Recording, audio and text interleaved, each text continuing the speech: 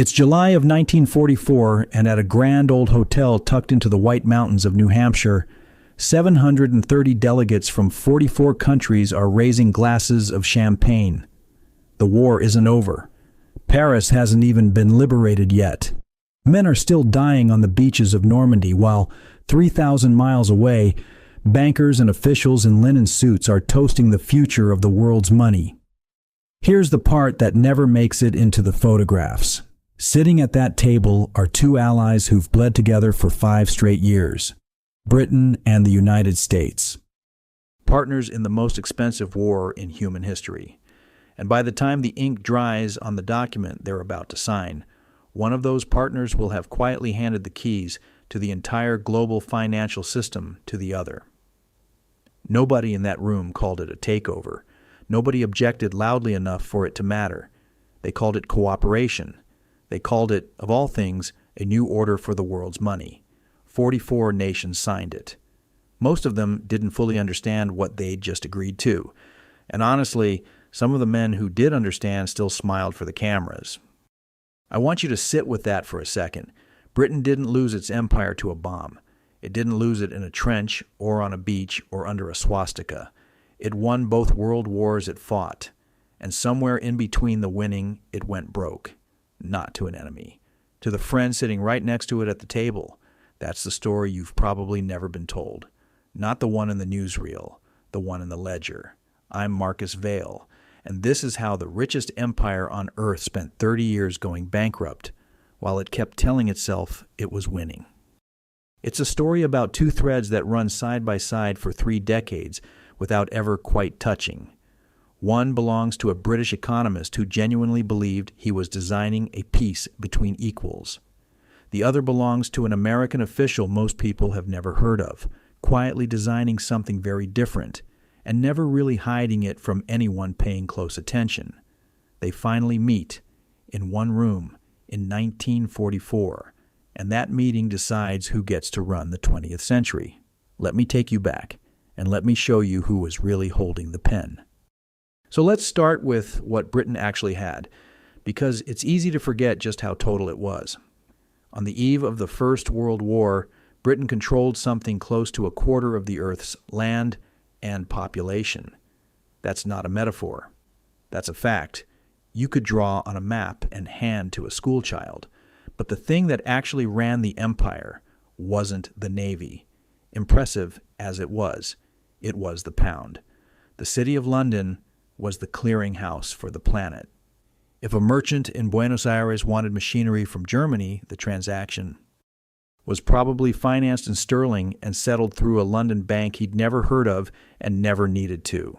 If a colonial government in Asia or Africa needed a railway built, the capital likely came from a British investor who'd never once set foot in the country he was funding.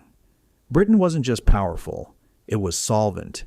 In a way, almost no nation in history had ever managed to be solvent. It was the world's largest creditor, full stop, exporting capital the way other nations exported wheat or coal or cotton. Here's an opinion I'll own right away. We tend to picture empires through soldiers and flags. I think that's the wrong lens entirely. The real instrument of the British Empire was the balance sheet, and as long as everyone else on earth needed British money to do business, London got to write the rules everyone else played by, without ever needing to send a single gunboat to enforce them. Just so you have the actual scale of this sitting in your head. By 1922, the British Empire held sway over roughly 458 million people, close to a quarter of every one alive on the planet, spread across more than 13 million square miles of territory. Dozens of those colonies and dominions kept their own reserves parked in London and pegged their own currencies to the pound in what came to be known simply as the sterling area. That's not just an empire of soldiers stationed abroad. That's an empire of ledgers, nearly all of them clearing through one city. So what does it actually mean, in practical terms, to be the world's banker? It means other countries hold their savings in your currency instead of their own, because they trust it more. It means when two other nations trade with each other on the other side of the planet, They still often settle the bill in your money, simply out of habit and convenience. And it means your government can borrow more cheaply than anyone else on earth, because everyone assumes your currency, backed by gold and by the sheer size of your economy, isn't going anywhere. That last part is the real prize. It's not prestige. It's a permanent discount on your own debt, handed to you by the rest of the world's collective habit. Britain had that discount for the better part of 2 centuries. It is, without question, one of the most valuable things a nation can possess, and one of the easiest to lose without ever noticing the exact moment it slips away. Now, in 1914, that machine ran straight into a war it hadn't been built for. Britain's national debt stood at roughly £650 million going into the war. By 1919, it had ballooned to $7.7 billion in 5 years. That's not a rounding error. That's the financial equivalent of watching a building collapse in on itself in slow motion, one bond issue at a time. And here's the detail that gets skipped in most textbook versions of the story. Britain didn't just spend its own money fighting Germany, it lent enormous sums to its own allies too. Russia, Italy, France, all borrowed heavily from London just to stay in the fight. So by the war's end, Britain was sitting in the strangest possible financial position on earth. It owed staggering sums to one country, the United States, and it was owed staggering sums by several others. A creditor and a debtor at the exact same moment, tangled together, in the same ledger, like a man who's lent his neighbor money while still owing the bank. There's a young economist at the Paris Peace Conference in 1919 worth remembering here, because he's going to matter again later in this story. His name is John Maynard Keynes, and he watches the victors argue over reparations with something close to horror.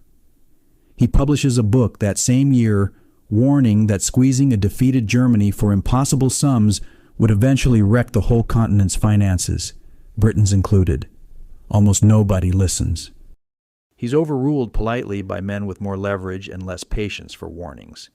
Keep him in mind. He's going to spend the next 25 years trying to tell people something true about money and getting outvoted by people who simply hold more of it. Meanwhile, quietly, almost invisibly, a second thread starts running alongside Britain's story. The United States entered the First World War late and left it rich. It had lent roughly $7 billion to the Allied powers during the war, $3.7 billion of that to Britain alone.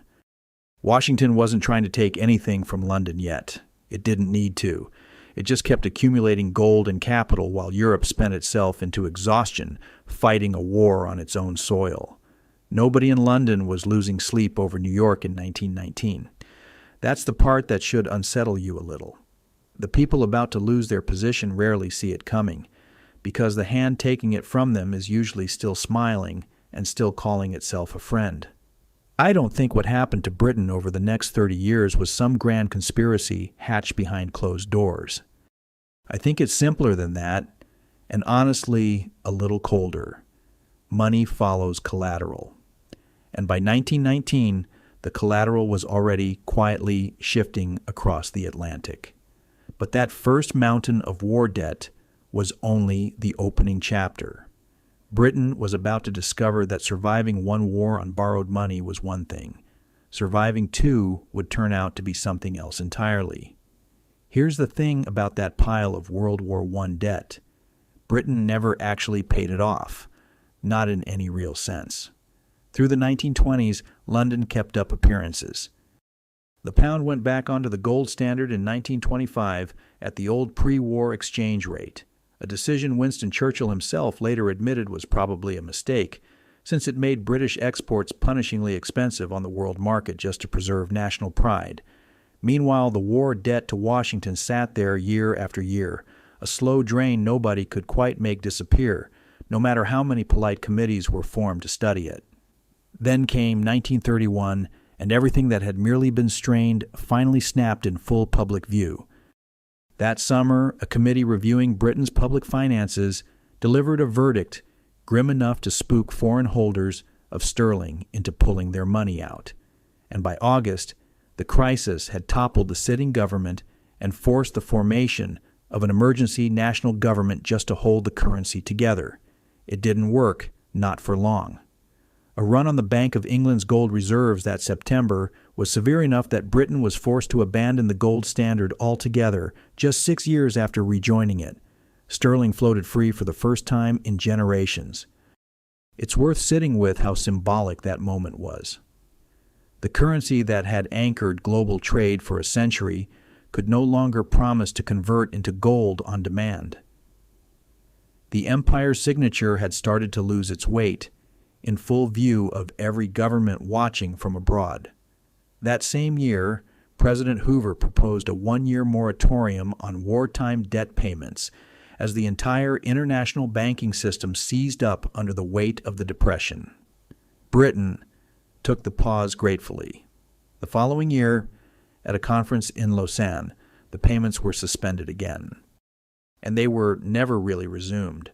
Britain, alongside France, Italy, and Belgium, quietly stopped paying the war debt it owed the United States, and the world moved on to worrying about the next catastrophe instead. Now, you'd think a default like that would end a relationship. It didn't. What it did was something more subtle. It planted a memory. Decades later, when officials sat down to negotiate a very different loan in 1946, historians looking back at those talks pointed directly to this earlier default as a quiet but real factor shaping how hard the Americans bargained the second time. Washington doesn't forget an unpaid bill. It just waits for the next negotiation to bring it up, usually at the worst possible moment for the other side. Here's an opinion, and I'll stand behind it. I don't think Britain defaulted out of bad faith. I think it defaulted because the arithmetic had simply stopped working, the same way any household eventually can't make a payment it once promised in good faith.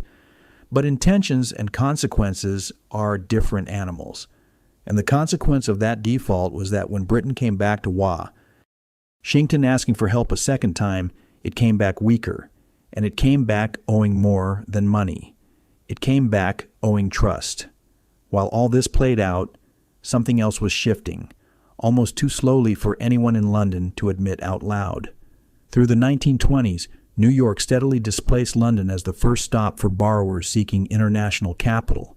Sterling was still the world's dominant reserve currency, technically, but the center of financial gravity had already begun tilting west, years before Britain's own institutions were willing to say so. Here's what that actually meant for someone living in Britain at the time, rather than someone reading about it in a Treasury memo. Leaving gold in 1931 let the pound's value fall against other currencies almost immediately, which made imported goods more expensive at exactly the moment millions of people were already out of work. It also, paradoxically, made British exports cheaper and easier to sell abroad, which is part of why the policy is remembered by economists today as more sensible than the panic surrounding it suggested at the time. Sound policy and a wounded ego rarely arrive on the same afternoon. Britain got the first one in 1931. It would take another decade and a second war to fully lose the second. I want you to think about your own life for a second. Think about a debt you've been carrying so long, you've stopped really feeling its weight, the kind you've simply learned to live around. That's roughly where Britain stood by the late 1930s. The debt from the First War hadn't been resolved so much as filed away and quietly forgotten, and filed away debts have a habit of resurfacing at the worst possible moment, dragging their unpaid interest along with them. Because in September of 1939, Britain went to war again. And this time, there would be almost nothing left to sell when the bill finally came due. The warning signs came early. In September of 1940, more than a year before America even entered the war, Britain struck a deal with Washington trading something it had never before been willing to give up: territory. 50 aging American destroyers arrived in exchange for 99-year eases on British military bases scattered across Newfoundland, Bermuda, and the Caribbean. Read that carefully. An empire that had spent 3 centuries acquiring territory was now handing out 99-year leases on its own soil just to keep enough ships afloat to survive the next few months. It wasn't framed as desperation at the time. It was framed as friendship between allies. It was also, unmistakably, a taste of what was coming. The destroyers themselves were old and, frankly, not especially useful. That was never really the point. The point was the precedent. Britain had just demonstrated to itself as much as to Washington that when the bill got large enough, sovereignty itself became a currency you could spend. Once you've paid with land once, it gets a little easier to pay with policy the second time. Even before the destroyers' deal, American law had already forced Britain into a particular kind of humiliation. Under the so-called cash and carry rules Congress passed in 1939, Britain could buy American war material, but only if it paid up front, in cash or gold, and hauled the goods home in its own ships. There was no credit extended, no promise of future payment. If you couldn't pay that week, you didn't get the shipment that week. It's worth remembering that while all of this was unfolding at the level of treasuries and trade agreements, ordinary people in Britain were living through ration books, blacked-out windows, and a currency that bought less every single month. The empire's finances and its dinner tables were being squeezed by exactly the same arithmetic, just at different scales. By April of 1941, less than 2 years into the wane. The Second War, Britain's gold and dollar reserves were nearly gone. Not low, nearly gone. The empire that had once bankrolled half the planet was scraping the bottom of its own vault, selling off overseas investments at fire sale prices just to keep buying the ships, planes, and food it needed to keep fighting. This is the moment Lend-Lease enters the story, and it's worth being precise about what it actually was. Over the course of the war, the United States funneled something in the neighborhood of $31 billion in military equipment, raw materials, and food to Britain alone. It's often remembered as an act of pure generosity, and there was real generosity woven through it. Franklin Roosevelt took genuine political risk pushing the program through a Congress that still leaned heavily isolationist. But here's the detail that rarely makes it into the heroic version of this story. Lend-Lease came with a price written in policy rather than dollars. Article 7 of the agreement committed Britain, in exchange for the aid keeping it alive, to dismantling its own system of imperial trade preference after the war and opening its markets to American goods. Read that again. The country that was drowning had to sign away part of its own economic future just to be handed the life preserver. I don't think that makes anyone in Washington a villain. I think it's just what leverage looks like when you finally write it down honestly. If you're the only one with a checkbook still open, you get to set the terms. Britain wasn't being robbed at gunpoint. It was being asked to sign a contract while it was underwater, and it signed because the alternative was drowning in full view of the world. This is where the second thread in our story finally steps into the light. His name is Harry Dexter White, a senior official at the U.S. Treasury, and through the early 1940s he's quietly doing something Keynes, over in London, hasn't fully clocked yet. White is drafting the blueprint for what the post-war financial world is going to look like. Not a world of equals rebuilding together. A world with a single anchor currency, and that currency was never going to be the pound. Keynes, meanwhile, is preparing his own answer. He wants an international currency, something neutral, something no single nation conquer. False. Precisely so that no single nation could ever again hold the kind of leverage America now held over Britain. He calls it Bancor. It's a genuinely elegant idea. It also has almost no chance of surviving contact with a country that's currently winning every argument by simply owning more gold than everyone else combined. Here's the opinion I keep returning to on this one. Keynes was one of the sharpest financial minds of his century, and he still walked into the next chapter of this story believing he was negotiating from a position of partnership. He wasn't. He was negotiating from the position of a man whose house was on fire, talking to the one person holding the hose, and by this point his own health was starting to fail under the strain of exactly that kind of negotiation. By the time the war's outcome was no longer in serious doubt, Britain's finances told an unmistakable story. The empire that had spent 3 centuries lending money to the world was now entirely dependent on one nation's willingness to keep the taps open, and that nation was about to call a meeting to decide exactly how the taps would work from here on out. July 1944. The Mount Washington Hotel. Delegates from 44 allied nations gathered to build what would become known as the Bretton Woods system, and this is where our two threads finally collide. Keynes arrived with his Bancor proposal, an international reserve unit designed so that no single country's domestic policy could dictate the terms of global trade. It was, in a lot of ways, the more far-sighted idea on the table. It didn't matter. Harry Dexter White and the American delegation held the leverage, and leverage tends to win arguments regardless of which idea is smarter on paper. The final agreement pegged the U.S. dollar to gold at $35 an ounce and pegged every other major currency to the dollar, not to gold directly, to the dollar. The pound, which had functioned as the benchmark currency of global trade for the better part of a century, was demoted overnight to just another currency measured against somebody else's yardstick.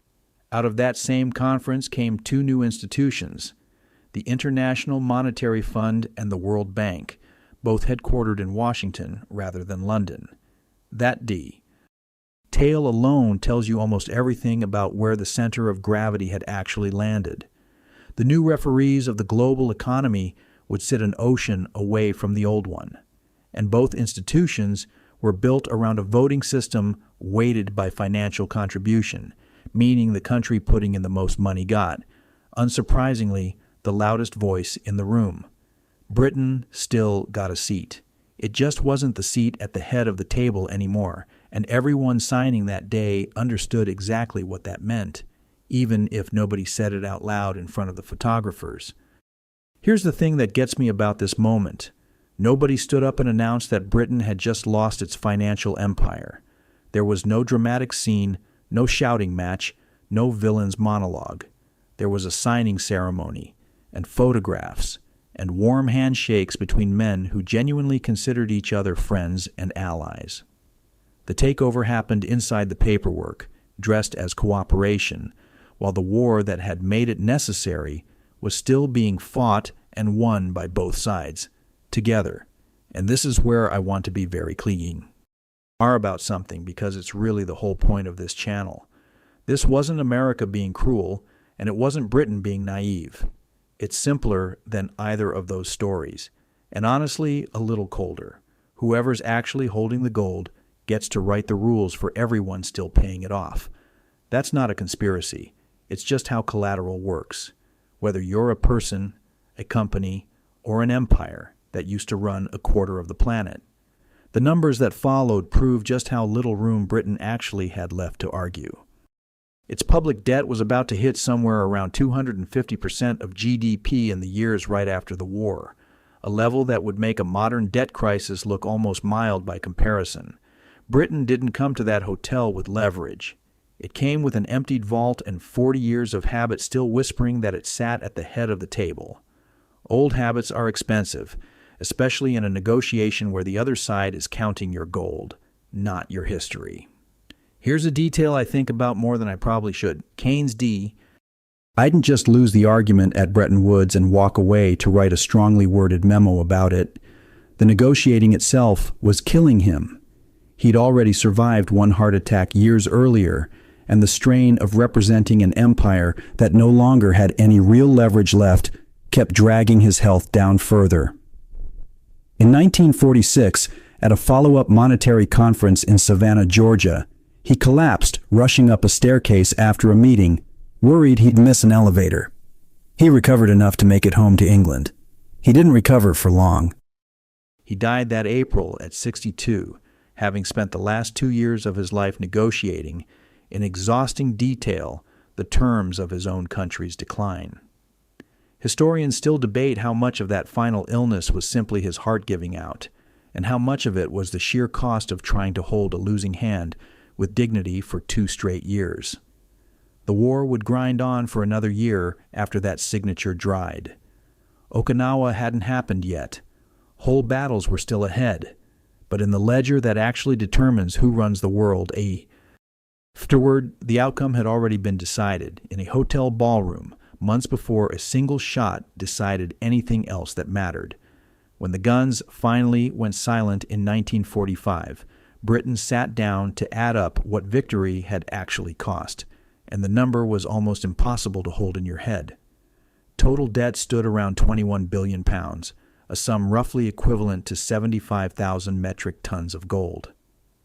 To put that in perspective, that figure was more than double the combined gold reserves of every single country on Earth at the time, added together. Britain hadn't just spent beyond its own means. It had spent beyond the physical limits of the entire world's supply of the metal its currency had once been built on. The following year, Britain went back to Washington for one more loan, because there was simply no other option left on the table. The terms were $3.75 billion, with Canada adding another $1.19 billion on top, at 2% annual interest, to be repaid over 50 years. But the loan carried a condition that would detonate almost immediately. Britain agreed to make the pound freely convertible into dollars within a year of signing. That clause went into effect in the summer of 1947, and within about 6 weeks, foreign holders of sterling rushed to cash it in for dollars so fast that Britain's remaining reserves started draining in real time, like water through a cracked dam. Every day the Treasury opened its books to another wave of conversions it couldn't meaningfully slow down. The Treasury had to suspend convertibility after barely a month and a half, an admission in front of the entire world that the pound simply couldn't yet stand on its own 2 feet. It was, in effect, a dress rehearsal for the collapse still to come, and everyone who mattered in international finance took notes. Meanwhile, other countries had been parking their own money in London throughout the war, in sterling balances that were largely a side effect of how Britain financed its fight. Those balances peaked at nearly £3.5 billion by the end of 1946, a mountain of foreign claims sitting on top of a currency that was quietly running out of road beneath it. The final blow landed on September 19, 1949. Britain's Chancellor, Stafford Cripps, was forced to devalue the pound from $4.03 down to $2.80. Overnight, the currency lost 30% of its value. And with that single announcement, sterling's decades-long run as the anchor of the global financial system was effectively finished. Before the war, sterling had already slipped to under 30% of global reserves. After 1949, there was no pretending otherwise. The crown had quietly changed heads years before most people outside of finance ministry noticed it had happened at all. Here's what a 30% devaluation actually does to someone who has nothing to do with international finance. Everything Britain imported, food, fuel, raw materials, instantly cost 30% more in real terms. Wages didn't rise 30% to match. A government that had spent the war years promising its citizens a fairer, more secure future after all the sacrifice now had to explain why their savings and their weekly shopping had just quietly gotten more expensive because of a decision made in a treasury office, not a shop. That's the part of these stories that rarely makes it into the history books, and it's the part I think matters most. The people who pay for a currency's decline are almost never the people who were in the room when the decisions that caused it got made. It wouldn't be the last time Britain's finances got tested by a crisis dressed up as something else entirely. 7 years after that devaluation, an entirely different kind of PR. Escher on the pound would help end a prime minister's career over a stretch of canal in Egypt. But that, and the American phone call that made it happen, is a story for another day. Now, here's where I want to be careful, because it would be easy to tell this story as a tale of villains and victims. And that's not what actually happened, and it's not what this channel is built around. Nobody stole Britain's empire in some smoke-filled room. There's no secret cabal here to point a finger at. What happened is far more mechanical than and honestly more useful to understand because the mechanism is still running today. The nation holding the actual assets, the actual gold, the actual leverage, ends up writing the rules for everyone who still owes it money. Britain didn't lose to an enemy. It lost to arithmetic, dressed up as friendship, signed while the ink of victory was still wet on the page. This isn't a conspiracy. It's an invoice, and someone always pays it. Here's the uncomfortable question I want to leave you with. The system that quietly moved financial power from London to Washington in 1944 didn't disappear the moment Britain's last check on that 1946 loan finally cleared in 2006, more than 60 years after the guns went quiet. It just changed whose balance sheet the rest of the world is now watching. Today, that balance sheet belongs to the United States. As of the most recent figures, U.S. federal debt sits at roughly 122% of GDP, north of $38 trillion outstanding. In May of 2025, Moody's stripped the United States of its last untouched had top credit rating, downgrading it from AAA, the first cut of its kind since 1917, the very year America was busy becoming everyone else's banker in the first place. I'm not telling you that's a prediction of what happens next. Nobody gets to predict this stuff with real certainty, and anyone who tells you otherwise is usually selling something. What I am telling you is that the mechanism, the actual machinery of how a reserve currency rises and how it eventually gets quietly handed off, hasn't changed even slightly since that hotel in New Hampshire. It just changed letterhead. Look at your own wallet for a second. Whatever currency is sitting in it right now is only worth what it's worth because enough of the rest of the world still agrees, day by day, to treat it that way. That agreement held true for the pound for the better part of a century, right up until, rather suddenly, it didn't. And here's the thing that I don't think gets said enough. Central banks around the world have spent the last few years quietly buying gold at some of the fastest rates in decades, and several governments have begun settling G-trade in currencies that aren't the dollar, just to avoid depending on it so heavily. None of that means the dollar collapses next year or next decade.